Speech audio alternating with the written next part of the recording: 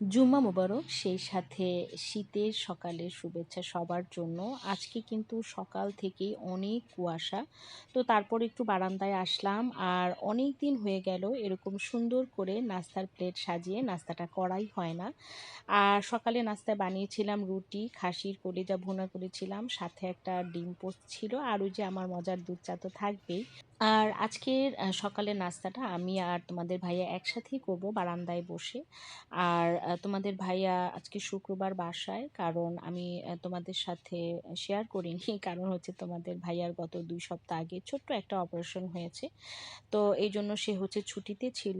আলহামদুলিল্লাহ সে অনেকটাই ভালো আছে এখন। আল্লাহ চাইলে আগামীকালকে থেকে সে তার কর্মস্থলে ফিরবে। সবাই একটু দোয়া করো তোমাদের ভাইয়ার জন্য। আর আমিও সবার জন্য দোয়া করি আমার মন থেকে, সবাই যেন আমরা পরিবারের মানুষগুলোকে নিয়ে হাসি খুশি থাকি। আজকে এই পর্যন্তই। আল্লাহ হাফিজ।